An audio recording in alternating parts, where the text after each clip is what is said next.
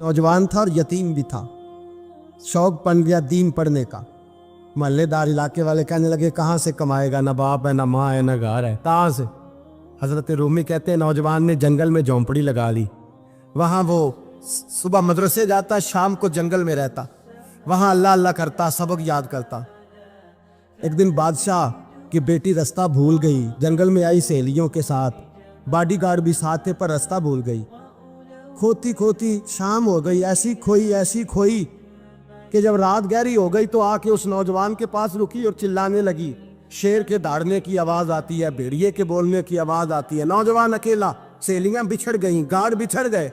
कहने लगी मैं परेशान हूँ, मुझे जगह मिल जाएगी। नौजवान कहता मैंने शहजादी देखी और मुझे भी पता था कि घर एक ही है और आग को अंदर से दरवाजा भी बंद करना पड़ता है, जंगल जानवर भी आ जाते हैं।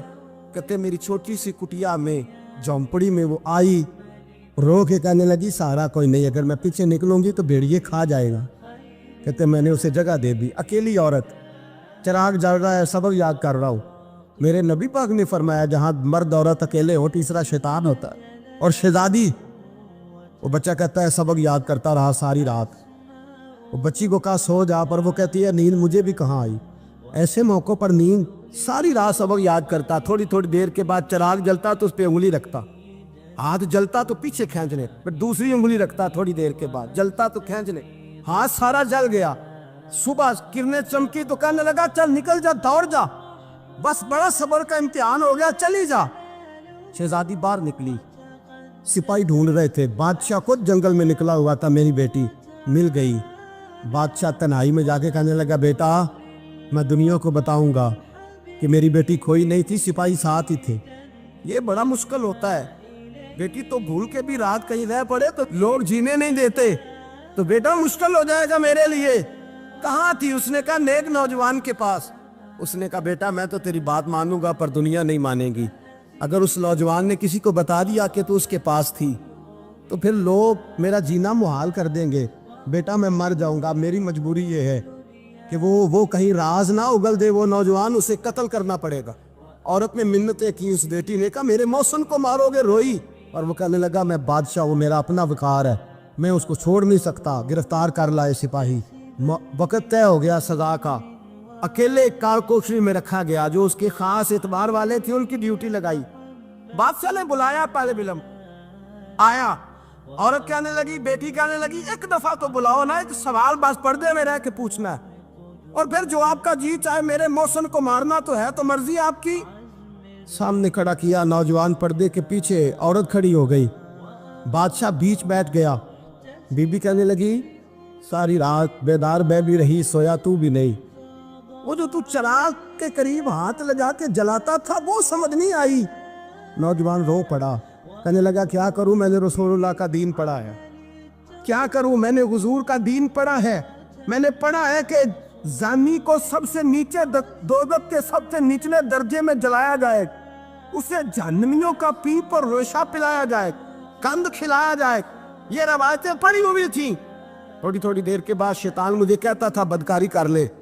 मैं अपना हाथ उसी वक्त जब शैतान मशवरा देता तो मैं आग पे करता। मैं कहता अगर ये बर्दाश्त हो गई तो वो भी हो जाए। जब हाथ जलता तो मैं समझ जाता नहीं तुझसे तो ये नहीं बर्दाश्त होती तो वो कैसे होगी। फिर मुझे शैतान मशवरा देता कोई देख नहीं रहा, तो बुलाने नहीं गया, खुद आई, मैं दूसरी उंगली लगा देता। मैंने हाथ जलाया और मैं समझ गया जब छोटे से चिराग की इतनी सी शमा की आग नहीं बर्दाश्त होती तो दोज़ख कैसे बर्दाश्त होगी। कहते मैं बाज आया। बादशाह ने ये कहानी सुनी, लफ्ज सुने तो चीख मार के रोया। कहने लगा तालिब इल्म तू तो मेरे नबी का सच्चा गुलाम है, और मेरे रसूल के जो सच्चे गुलाम होते हैं उन्हें फांसियां नहीं दी जाती, उन्हें तख्त पर बिठाया जाता है। अब तुझे सजा नहीं होगी, बल्कि मैं अपनी बेटी का निकाह तेरे साथ करूंगा और मेरे बाद इस सल्तनत का बादशाह भी तू ही बनेगा।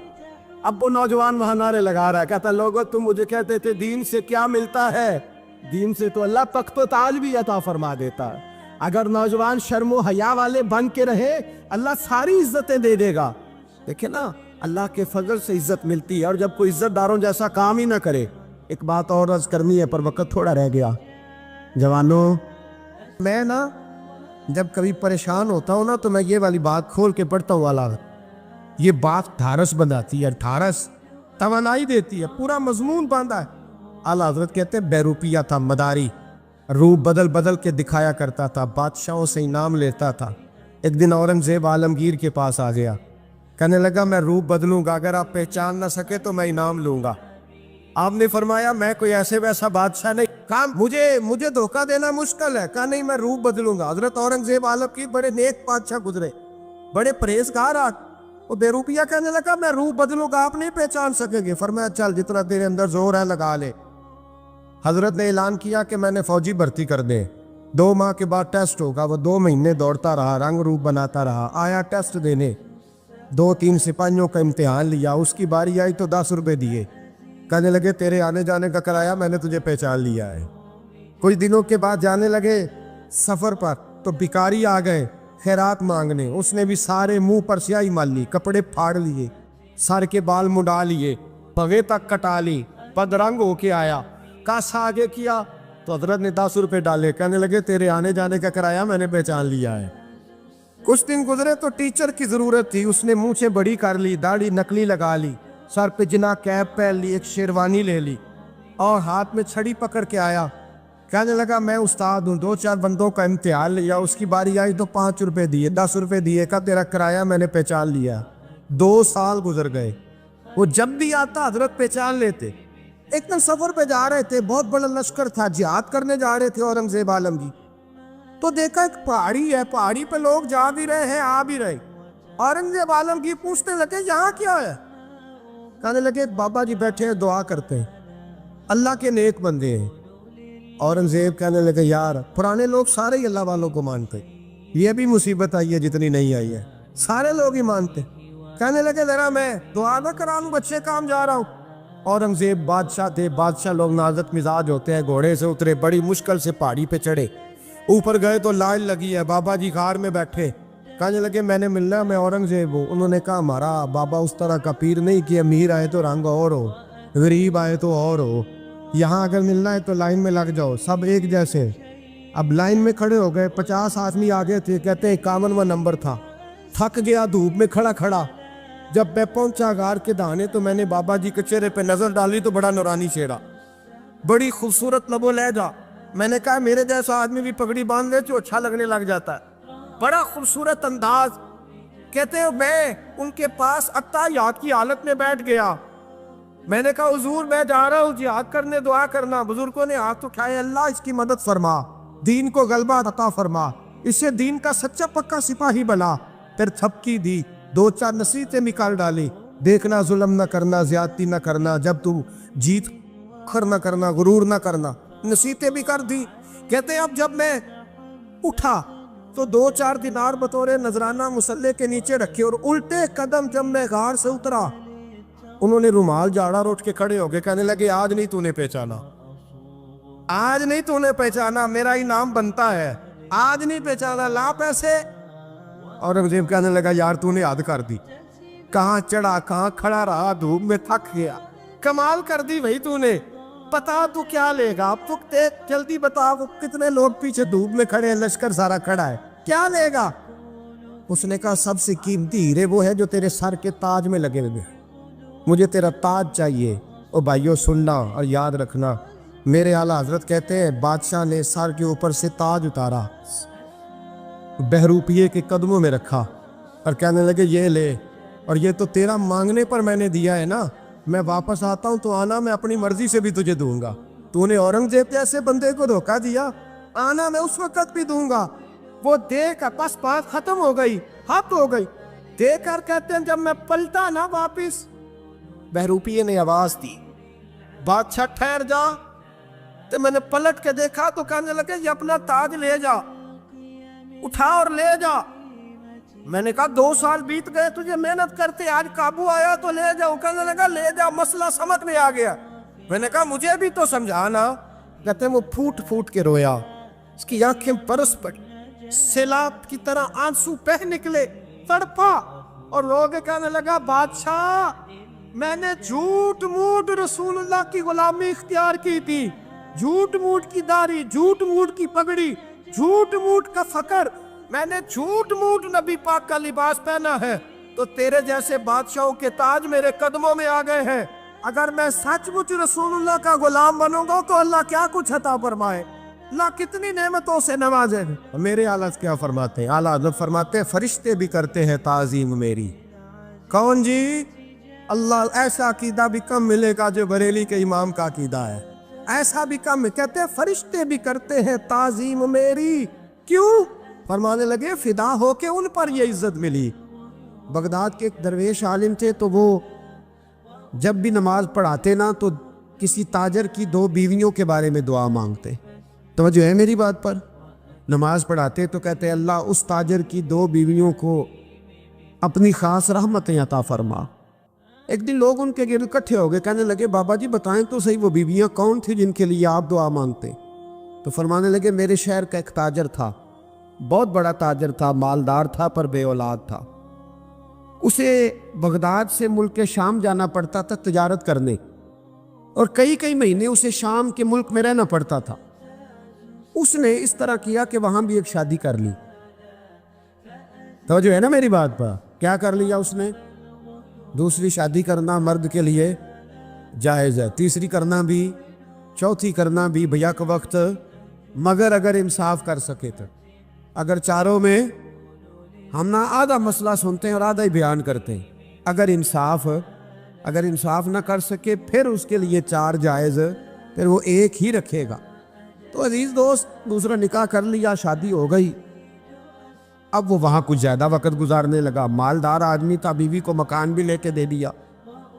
अब वो जब देर से आता वापिस, और जब आता भी तो उसके वो वाले अंदाज ना होते जो पहले हुआ करते थे। अब बीवी से बड़ा जासूस भी कोई नहीं होता, उसको तो पहले पता चल जाता है कि माजरा क्या है, उसे बड़ी खबर होती है। तो उसने महसूस कर लिया कि बदले बदले से मेरी सरकार नज़र आते। वो कहने लगी अब के जब आता जाता है तो इसके हालात कुछ बदले बदले से हैं, माहौल कुछ और है। उसने एक बूढ़ा आदमी जो उसका अजीज भी था और समझदार भी था, उसको तैयार किया। कहने लगी अब के जब मुल्क के शाम जाए ना तो इसका पीछा करना और ख़बर करना कि कहाँ रहता है, कहाँ जाता है, क्या करता है। वो बूढ़े बुजुर्ग जो थे वो खातून के कहने पर कुछ उसने किराया भी दिया। वो उस ताजर के पीछे गए और वापस आके ख़बर दी। कहने लगे कि ये तो 2-3 साल बीत गए, इसने वहाँ भी शादी की हुई है, तुझे बताया ही नहीं। बीबी बड़ी समझदार थी, हौसला मंद, ज़ीरत, उसने शोर नहीं मचाया। उसने कहा कि मैं ना अब जब आएगा ना तो तरीके से बात करूँगी और पूछूंगी कि ऐसा क्यों किया। और ये भी उसने आके बताया कि अगर तेरे साथ निकाह के बाद उसे औलाद नहीं मिली तो औलाद वहाँ भी कोई नहीं, कि मुकम्मल तफसीलात। अब जब इस दफ़ा खामंद आया तो आते ही वो बीमार हो गया, कमज़ोर होने लगा। अब खातून ने मुनासिब नहीं समझा कि आते ही धड़ाम से मैं उसके सर पर ये ठोड़ दूँ कि तूने निकाह किया हुआ है और मुझे बताया नहीं। वो जरा तसल्ली में रही, कुछ वो बीमार था, हौसला रखा, खिदमत करती रही। कुछ दिन गुजरे तो वो ताजर इंतकाल कर गया, फौत हो गया। अब राज खोल न सका, इद्दत गुजारी, और जब सारा माल जमा किया ना तो अशरफियों की बोरियां भर गई। सारा माल उस बीबी का, 4 बोरियों में अशरफियां, 4। यहाँ तो पेट का दोज़ख है, माज़ अल्लाह, भरता ही नहीं। हाल मिन मज़ीद, हाल मिन मज़ीद। वो जो कहते थे ना कि बस बाहर चला जाऊँ और बाहर मैं कुछ थोड़े से पैसे कमा के 2-3 साल में लौट आऊँगा, फिर यहाँ आके कोई कारोबार करूँगा, वो गए हैं तो वापस नहीं आए। वो जो कहते थे ना बस मैंने इतना सा कारोबार करना है कि मकान बन जाए, उन्होंने 4 मकान भी बना लिए हैं, लेकिन ब्रेक हल में मज़ीद की दौड़ है। अब 4 बोरियां उस औरत ने छुपाए रखी। कोई बंदा नहीं जानता बगदाद में कि मुल्क के शाम में ताजर की दूसरी बीवी भी है। जब वो फारिग हुई तो उसने उस बूढ़े जासूस को फिर बुलाया और 2 बोरियां ऊंट पे रखी, खुद भी साथ बैठी और मुल्क के शाम गई। अल्लाह अकबर। वो बुजुर्ग कहते हैं मैं ऐसे नहीं दुआ करता। उसको जाके कहने लगी मैं अकेली वारिस नहीं हूँ, आधे की वारिस तू भी है। मैं अकेली वारिस नहीं, ये तकसीम विरासत है, आधी की वारिस तू भी है। तो रख अपने पैसे, मुझे पता है उसने निकाह किया था पर मुझे बताया नहीं था, तो रख अपने पैसे, मैं तुझे दे रही हूँ, आधे तेरे हैं आधे मेरे हैं। उसने नजर उठाई तो रो पड़ी, कहने लगी नहीं अब ये सारे तेरे ही हैं। اگر تو اللہ سے ڈرتی ہے تو میں بھی رب سے ڈرتی ہوں، اگر تو مصطفیٰ کریم کا کلمہ پڑھتی ہے تو میں بھی اسی نبی کی ماننے والی ہوں۔ کہا بات کیا ہے، میرا کیوں ہے سارا؟ تو وہ خاتون کہنے لگی وہ 2 سال 3 سال سے میرے ساتھ نکاح تھا اور اس نے بتایا تھا مجھے کہ میری بیوی بھی ہے، اور میں غریب تھی تو میرے والدین کو بھی بتایا تھا کہ میری دوسری شادی ہے۔ یہ مکان اس نے مجھے لے کے دیا تھا، میرے تمام اخراجات وہ پورے کرتا تھا، نان و نفقہ کا خیال رکھتا تھا، لیکن اب کہ جب وہ آیا تو وہ بیمار تھا۔ اس نے مجھے بتایا کہ مجھے طبیب نے بتایا ہے کہ میں شدید بیمار ہوں، شاید بچ نہ سکوں۔ تو کہنے لگی وہ مجھے کئی لاکھ روپے بھی دے گیا اور جاتے دفعہ مجھے طلاق بھی دے گیا، فارغ کر گیا۔ کہنے لگا تو جہاں چاہے میرے بعد نکاح کر سکتی ہے، اور کہنے لگا میں چاہتا تھا پہلی بیوی کو بتا دوں، موقع نہیں بنا اور اس کا دل نہ ٹوٹے، بتا نہیں پایا، لہذا وہ مجھے ڈھیر سارے پیسے دے چکا ہے، سارا میرا حصہ مجھے پہلے سے دے چکا ہے۔ میری بہن اب یہ 4 بوریوں میں سے 2 میری نہیں بلکہ 4 کی 4 ہی تیری ہے، تو ہی اس کی حقدار ہے۔ تو بزرگ کہتے ہیں مجھے بتاؤ جن کے اندر اس قسم کے تقوی کی جھلک ہو ان کے لیے ہر نماز کے بعد دعا مانگنی چاہیے کہ نہیں مانگنی چاہیے؟ حضرت عمر کے زمانے میں نا ایک نوجوان تھا، نیک تھا، مسجد جایا کرتا تھا رات کو، تو مسجد جا رہا تھا تو رستے میں ایک عورت نے دعوت گناہ دی، ابن عساکر نے اس کو لکھا ہے۔ تو نوجوان تھا، خواہشات تھی، کچھ طبیعت مائل ہو گئی، ابھی ادھر جا ہی رہا تھا کہ کسی نے آیت پڑھ دی والی من خاف مقام ربی جنتان، جو رب کے سامنے کھڑے ہونے سے ڈرے گا اللہ 2 جنتیں دے گا۔ واقعی ڈر گیا، وہ واقعی ڈر گیا، اتنا ڈرا کہ بے ہوش ہو کے گر پڑا۔ بیماری سے لوگ بے ہوش ہوتے ہیں، پیسے ڈوب گئے بے ہوش ہوتے ہیں، بچے کے غم میں بے ہوش ہوتے ہیں۔ سچ بتاؤ کبھی خوف خدا سے بھی بے ہوش ہوتا کوئی دیکھا ہے؟ ہمارے ہاں تو روز مرہ ہی نہیں ہے بھائی، اور بڑی باتیں ہیں بے ہوش ہونے کی، ڈرنے کی، غش کھانے کی۔ بے ہوش ہو کے گر پڑا، بوڑھے باپ کو کسی نے بتایا بچہ بے ہوش پڑا ہے، اٹھا کے گھر لائے، گھر لا کے کہا بیٹا کیا ہوا؟ نوجوان ہے، چڑھتی جوانی ہے پر پاکیزہ بڑی ہے۔ کہنے لگا ابا جی گناہ کی طرف چلا گیا تھا پر میں نے آیت سن لی جو اللہ کے سامنے کھڑے ہونے سے ڈرے گا رب 2 جنتیں دے گا، میں ڈر گیا تھا، رب واقعی 2 جنتیں دے گا۔ باپ رو پڑے، ابا جی کی آنکھوں میں آنسو آئے اور کہا پتر اللہ بڑا مہربان ہے، اس کے وعدے سچے ہیں، واقعی 2 جنتیں دے گا۔ اس نے پھر ایک چیخ ماری اور اس طرح کی ماری کہ اس کی روح ہی پرواز کر گئی، روح ہی پرواز کر۔ کشتگان خنجر تسلیم را، عشق کی خنجر سے قتل ہو گئے لوگ۔ صبح حضرت عمر کو پتہ چلا کہ انہوں نے تو رات جنازہ بھی پڑھ دیا، تدفین بھی کر دی۔ جناب عمر فرمانے لگے اتنا نیک نوجوان خوف خدا سے دنیا سے چلا گیا، مجھے کیوں نہیں بلایا میں جنازہ پڑھتا؟ فاروق اعظم فرما رہے ہیں میرا شوق تھا میں اس کا جنازہ پڑھتا۔ کہا حضور آپ کو تکلیف نہیں دی؟ فرمایا بتاؤ قبر کہاں ہے؟ تے کامل پیر اونا دے باہو قبر جنا دی جیوے۔ حضرت فاروق اعظم قبر پہ تشریف لے گئے اور کھڑے ہو کے فرمانے لگے نوجوان مجھے امید ہے میرے رب نے تجھے 2 جنتیں دی ہوں گی۔ ابن عساکر کھول کے دیکھو تاریخ بغداد نے کیا لکھا ہے۔ حضرت سیدنا فاروق نے فرمایا امید ہے 2 جنتیں دی ہوں گی، قبر کے اندر سے بولا کامل پیرونا دے باہو قبر جنا دی جیوے، قبر کے اندر سے بولا۔ کہنے لگا حضور امید والی بات نہیں، رب کے وعدے سچے ہیں، اس نے واقعی مجھے 2 جنتیں عطا فرمائی، 2 جنتیں دی ہیں، میں نے اپنے مالک کو راضی پایا۔ ہمارے صوفیاء تصوف میں ایک جملہ بولتے ہیں کہ تیرا تو فقر فقر بوزر ہے، یعنی جن کو صحیح درویش کہتے ہیں نا، صحیح درویش۔ مولا علی شیر خدا رضی اللہ تعالیٰ عنہ فرمایا کرتے 2 ہی تو بندے ہیں جو رب کے رستے میں کسی شے کی پرواہ نہیں کرتے۔ حضور کون سے؟ فرمایا ابو ذر غفاری ہے اور دوسرے علی المرتضیٰ ہے۔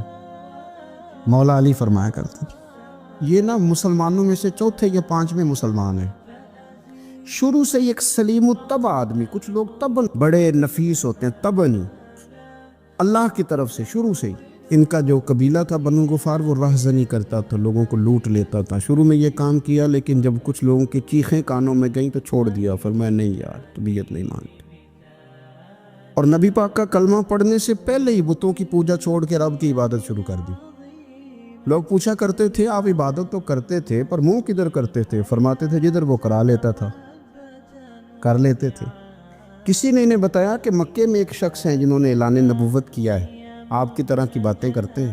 انہوں نے اپنے بھائی کو بھیجا، ان کا نام انیس تھا، پتہ کر کے واپس آئے، بھائی کہنے لگے ابو ذر، ان کا نام جندب ہے، اصل میں ذر ان کے بیٹے کا نام ہے اور کنیت سے زیادہ معروف ہیں، ابو ذر غفاری کہلاتے ہیں۔ فرماتے ہیں کہ بھائی نے آ کے بتایا کہ وہ نیکی کا حکم دیتے ہیں، برے کاموں سے منع کرتے ہیں، صلہ رحمی کا پیغام دیتے ہیں، لیکن لوگ سارے مخالف ہیں۔ یہ چیز بھی بڑی کاؤنٹ ہوتی ہے، اسے نہ کاؤنٹ کیا کریں۔ لوگوں کی ترجیحات بدلتی ہیں، صبح کچھ، دوپہر کچھ، شام کچھ، اسے نہ کاؤنٹ کریں۔ انہوں نے اس بات کو کاؤنٹ کر کے بتایا کہ لوگ ان کے جو ہیں نا وہ مخالف ہیں سارے۔ تو حضرت ابو ذر غفاری کہنے لگے مجھے تسلی نہیں ہوئی، میں خود جا کے پتہ کروں گا۔ کہتے ہیں مکہ شریف آیا تو کسی ایسے آدمی سے پوچھ بیٹھا، میں تو کچھ اور سمجھا تھا، وہ کچھ اور نکلا۔ مکے والوں نے بڑا مارا۔ مکے پہنچ کے پہلی جو چیز ملی وہ مار کھانے کی تھی۔ اب میں ڈرتے کسی سے پوچھتا ہی نہ، بھوک بھی بڑی تھی، رہنے کو جگہ نہیں تھی، حرم شریف میں لیٹا رہتا تھا۔ میرے نصیب دیکھو، مجھے ایک شخص نے نہ آ کے ہلایا، کہنے لگے اگر مناسب سمجھے تو میں آپ کو دیکھ رہا ہوں کافی دیر سے، آپ کوئی پردیسی ہیں، آپ کا اپنا مہمان نہ بنا لوں؟ تو میں نے کہا آپ کا کیا نام ہے؟ کہنے لگے میرا نام ہے علی ابن ابی طالب۔ کہتے ہیں مولا کائنات گھر لے گئے، کھانا بھی کھلایا، جگہ بھی دی، سونے کو خدمت بھی کی، لیکن چونکہ میں تو پہلے ایک سے پوچھ کے مار کھا بیٹھا تھا، میں نے پوچھا نہیں میں کدھر آیا ہوں۔ رات رہے، اگلی رات بھی رہے، لیکن میں نے بتایا نہیں میں کس کام آیا ہوں۔ حضرت ابو ذر غفاری رضی اللہ تعالیٰ عنہ کہتے ہیں خود ہی مولا علی نے پوچھا بتا سکتے ہو کیسے آئے ہو؟ میں نے کہا راز رکھ لو گے؟ فرمایا بڑا کشادہ سینہ دیا رب نے مجھے۔ تو بات تو کہنے لگے یار میں تو محمد مصطفیٰ کی زیارت کرنے آیا صلی اللہ تعالیٰ علیہ وسلم۔ یہ بے نیاز لوگوں میں سے ہیں حضرت سیدنا ابو ذر غفاری۔ میں حضور کی زیارت کے لیے ہوں۔ حضرت علی کہنے لگے سویرے لے چلوں گا۔ انسان بزدل نہیں ہوتا، ہر انسان بزدل نہیں ہوتا، اور بلا وجہ ٹکراؤ کی پالیسی بنا لینا یہ بھی سیانے لوگوں کا کام نہیں۔ حکمت کے تقاضوں کے مطابق چلنا یہ بھی دلیر لوگوں کا ہی کام ہوتا ہے۔ حضرت مولا علی کہنے لگے صبح لے کے چلوں گا پر حالات ٹھیک نہیں، شرارتی لوگ ہر جگہ ہوتے ہیں، اگر کوئی شرارتیوں کا ٹولہ ملا نا جو کھڑا ہوگا جاسوسی کرنے کے لیے کہ حضور کی طرف کون کون جا رہا ہے، تو میں نیچے جھکوں گا جوتے کا تسمہ ٹھیک کرنے کے لیے، لیکن آپ نے نہیں کھڑے ہونا، آپ نے چلتے رہنا ہے تاکہ کسی کو شک نہ ہو۔ کہتے اس ترتیب سے حضرت علی مجھے لے کے گئے، میں حضور کی بارگاہ میں پہنچا۔ مولا علی کہتے ہیں بڑے بڑے لوگ سوال کرتے تھے پر یہ شروع سے سلیم الطبع تھے، مجھے کہہ لینے دینا، انہوں نے ماننا ہوتا ہے وہ لمبے سوال کرتے ہی نہیں، مان جو لیا تو لمبے سوالوں کی ضرورت ہی کوئی نہیں۔ کہتے ہیں لوگ بڑے بڑے سوال کرتے تھے پر ابو ذر نے 2-3 باتیں پوچھی اور آگے جا کے کہنے لگے حضور ہاتھ بڑھائیں مجھے کلمہ پڑھائیں۔ نبی پاک صلی اللہ علیہ وسلم نے کلمہ پڑھایا، فرمایا باہر جا کے نا ابھی ذکر کرنا کہ تم مسلمان ہو گیا، یہ ماریں گے۔ عرض کی حضور انہیں مارنے دے، میں آیا بھی مار کھانے میں، انہیں مارنے دے دا۔ پڑا فلک کو کبھی دل جلوں سے کام نہیں، دار دلوی نے کہا تھا پڑا فلک کو کبھی دل جلوں سے کام نہیں، اور جلا کے راکھ نہ کر دوں تو داغ نام نہیں۔ ماری تو کھانے آئے ہیں، مارنے دیں، کرنے دیں زور جتنا لگانا ہے لگانے دیں۔ باہر جا کے اعلان کیا، مکے والوں نے مارا، اتنا مارا کہ بے ہوش ہو گئے۔ پھر کسی نے بتایا کہ تم نے گزرنا بھی ہے ان کے علاقے سے، بنو غفار سے، پھر ان کا پتہ بھی ہے یہ لوگ بڑے سخت ہیں، پھر چھوڑا۔ تپن بڑے جلالی تھے، زاہد مزاج تھے، فرماتے تھے کہ جو تمہاری ضرورت سے زیادہ ہے وہ سارا صدقہ کرو۔ کنز کے معاملے میں ان کا رویہ یہ تھا، صرف حضرت صدیق اکبر کو کچھ نہیں کہا انہوں نے، باقی حضرت عمر جیسے آدمی کو بھی کھڑا کر کے کہہ لیتے تھے یہ مال کیوں رکھا ہوا ہے خزانے میں، بانٹتے کیوں نہیں سارا؟ اور جناب عثمان غنی رضی اللہ تعالیٰ عنہ کے ساتھ تو باقاعدہ کئی دفعہ اس موضوع پر گفتگو کی۔ وہ کہتے تھے کہ جب اللہ کہتے ہیں قرآن میں کہ مال دولت جمع نہیں کرنی، تو وہ جو لوگ تھے وہ بھی بڑی شانوں والے تھے. وہ کہتے تھے کہ اللہ نے جب زکوٰۃ فرض کی تو مال جمع ہوتا ہے تو زکوٰۃ فرض ہوتی ہے نا. یا فطرانے کا کہا تو مال ہوتا ہے تو فطرانہ آتا ہے نا. تو آپ جو کہہ رہے ہیں وہ ٹھیک ہے، پر آپ اعلیٰ بات کر رہے ہیں تقوی کی، سارا بانٹو. تو حضرت ابو ذر غفاری کہتے تھے چلو ٹھیک ہے تمہاری بھی بات مان لیتا، پر یہ بتاؤ مدینے والے کا اپنا طریقہ کیا ہے؟ کہ بھئی حضور کا طریقہ تو وہی ہے جو آپ بتا رہے ہیں. تو فرمانے لگے پھر اس رستے نہ چلے جو رستہ مدینے والے رسول کا ہے. اور حضور سے، نبی پاک سے عشق کرتے بڑا کھل کے. یہ صحابہ صفہ میں سے تھے. کلمے پڑھنے کے بعد چونکہ طبیعت جلالی تھی تو حضور نے بھیج دیا، فرمایا واپس جاؤ اپنے قبیلے میں تبلیغ کرو. واپس گئے، بھائی کو مسلمان کیا، والدہ کو مسلمان کیا، قبیلہ سارا مسلمان کیا، وہیں رہے. ہجرت مدینہ کے بعد آئے تبوک کے موقع کے قریب، اور حضور نے صحابہ صفہ میں رکھ لیا. نوکری کرتے مدینے والے رسول کی، دلیر آدمی تھے، بڑا قبیلہ تھا، پر ڈیوٹی کرتے، ڈیوٹی خدمت کرتے. ایک بیٹا تھا زار اس کا نام تھا، اس کی ڈیوٹی لگائی تم نے میرے نبی پاک کے اونٹ چرانے. ڈاکو آئے تو صاحبزادہ اونٹوں کی، اونٹنیوں کی حفاظت کرتے شہید ہو گیا. اور یہ انوکھا بندہ ہے جس نے شرط لگائی تھی کہ میں نے کالی سیاہ رنگ کی عورت سے شادی کرنی. انوکھا بندہ ہے. ایک بیٹی تھی، ایک بیٹا، بیٹا شہید ہو گیا. بیوی سے کہا تم نے نبی پاک کے گھر میں خدمت کرنی ہے، حضور کے گھر والوں، اور میں نبی پاک کی نوکری کروں گا. حضور کی خدمت کرتے، ہر وقت خدمت میں رہتے. اور حضور جب آتے نا، صحابہ صفہ میں یہ شامل تھے جو لوگ دین سیکھتے، حضور جب آتے تو سب سے پہلے آ کے حضرت ابو ذر غفاری کا پوچھتے، بلائیں. اور جب بات کرتے حضور تو بار بار ان کو مخاطب کر کے بات کرتے. حضرت ابو ذر غفاری رضی اللہ تعالیٰ عنہ کا نبی پاک سے اتنا پیار کہ ہماری بھی مشکل حل کر دی.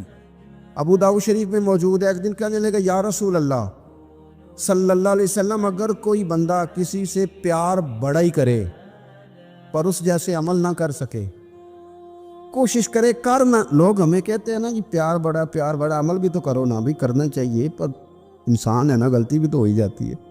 اب ہم عمل نہیں کر سکتے تو تم ہمیں پیار بھی نہیں کرنے دو گے؟ مہربانی کرو، پیار تو کرنے دو نا. حضرت ابو ذر غفاری نے کہا، ابو داؤد شریف میں موجود ہے، یا رسول اللہ صلی اللہ تعالیٰ علیہ وآلہ وسلم، حضور پیار بڑا کرے پر ان جیسے عمل نہ کرے تو حکم کیا ہے؟ تو حضور نے فرمایا پیار سچا کرے، اللہ قیامت کے دن جس سے محبت کرے گا نا، اس کے ساتھ ہی دونوں کو اکٹھا فرما دے گا. تو حضرت ابو ذر نے فوراً کہا، حضور پھر مجھے آپ سے بھی بڑا پیار ہے، رب سے بھی بڑا پیار ہے. فرمایا فکر نہ کرنا، جنت میں اکٹھے ہی جائیں گے. اتنی محبت رسول پاک کی ذات کے ساتھ. حضور کی نوکری کرنا. ایک دن خدمت کرتے کرتے سو گئے. حضور مسجد میں آئے پتہ کرنے کہ ابو ذر آرام کر رہا ہے. یہ بھی مزہ ہوتا ہے، خیال رکھنا اپنے درویشوں کا، کیا کھایا، کیا پیا، کہاں سوئے. حضور رات کو آئے، یہ سوئے ہوئے.